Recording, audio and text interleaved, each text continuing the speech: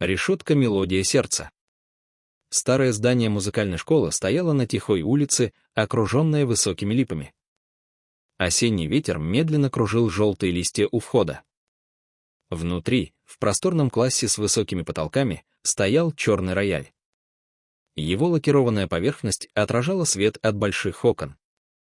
Это был особенный инструмент, когда-то на нем играли известные музыканты города. Виктор Петрович преподавал музыку уже 30 лет. Он был строгим учителем, который верил в дисциплину и упорный труд. Его седые волосы были всегда аккуратно причесаны, а костюм отглажен.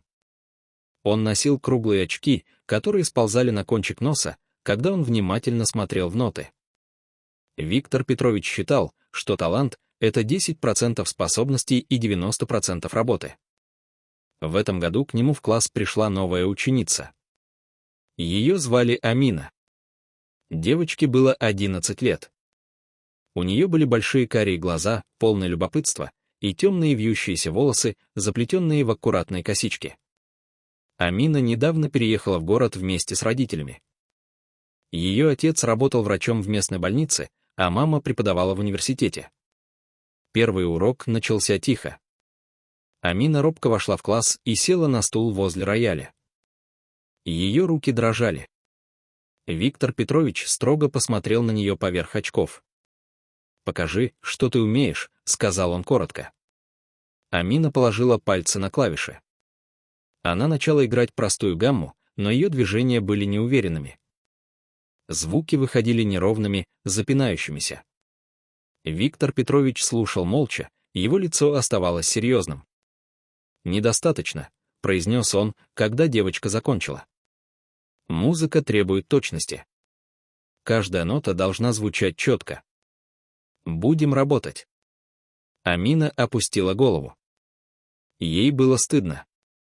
В школе, где она училась раньше, учительница всегда хвалила ее за старание. Но здесь все было по-другому. Виктор Петрович казался таким далеким и холодным. Недели шли за неделями. Амина приходила на уроки 2 раза в неделю. Каждый раз Виктор Петрович давал ей упражнения, гаммы, этюды, простые пьесы. Он объяснял технику, показывал правильное положение рук, следил за каждым движением ее пальцев. Но он никогда не хвалил ее. Только поправлял снова и снова. «Еще раз», — говорил он терпеливо, но строго. Этот пассаж должен быть плавным. Амина старалась изо всех сил.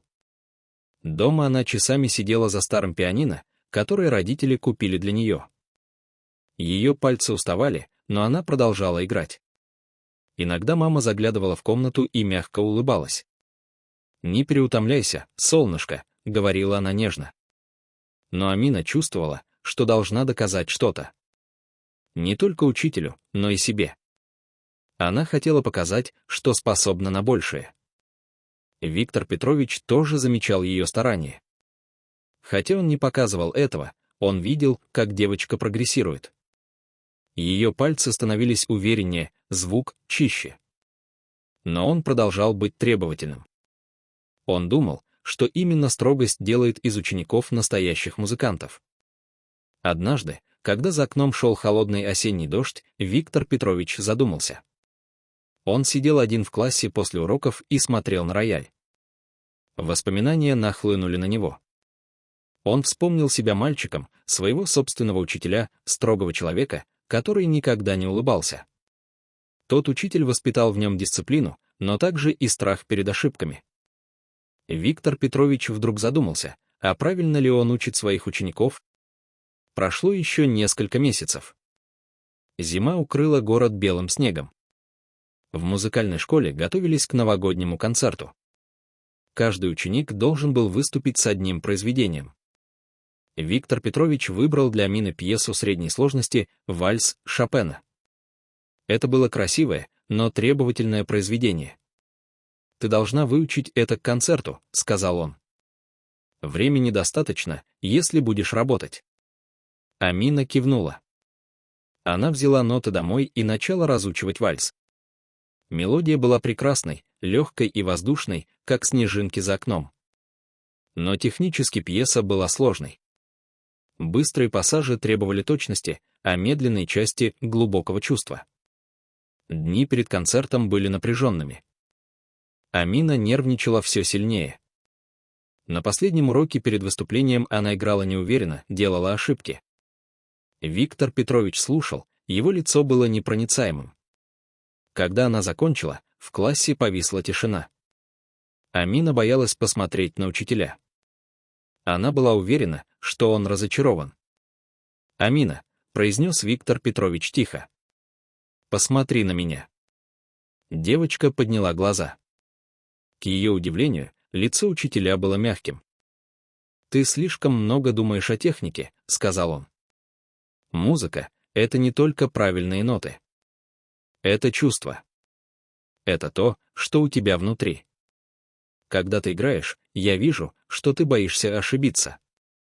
Но музыка не терпит страха. Она требует смелости».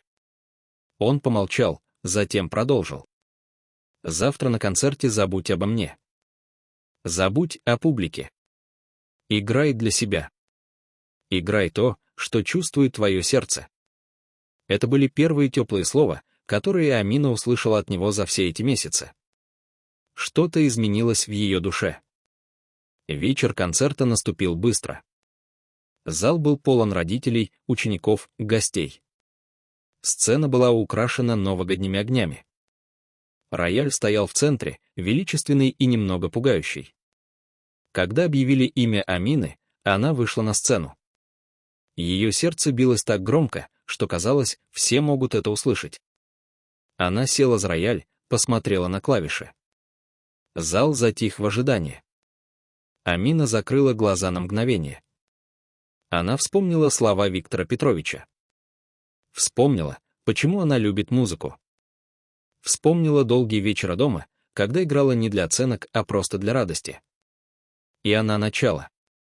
Первые аккорды вальса зазвучали в тишине. Медленно, нежно.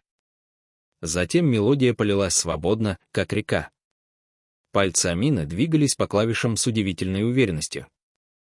Но это была не механическая точность, это была живая музыка, наполненная эмоциями.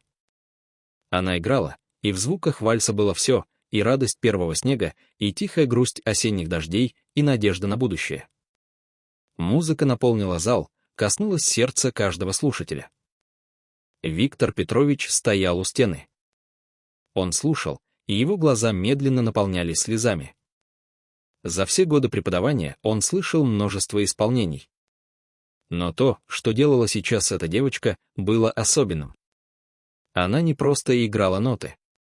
Она рассказывала историю. Она делилась своей душой. Когда последний аккорд растворился в воздухе, в зале воцарилась абсолютная тишина. Секунда. 2. А затем зал взорвался аплодисментами. Амина открыла глаза. Люди стояли, хлопали, улыбались. Она посмотрела на Виктора Петровича. Ее учитель тоже аплодировал. И впервые она увидела на его лице настоящую, теплую улыбку. После концерта Виктор Петрович подошел к Амине. Он положил руку ей на плечо. «Спасибо», — сказал он тихо. «Ты напомнила мне, что такое настоящая музыка. Ты не просто талантлива. У тебя есть то, чему я не могу научить. У тебя есть сердце музыканта». Амина улыбнулась сквозь слезы радости. С того вечера что-то изменилось между учителем и ученицей. Виктор Петрович оставался требовательным, но теперь он также показывал тепло и поддержку. Амина продолжала расти как музыкант, зная, что ее учитель верит в нее. Снег продолжал падать за окнами музыкальной школы. Внутри звучали гаммы, этюды, пьесы. Но теперь они звучали по-другому, с любовью, с душой, с настоящей музыкой в каждой ноте.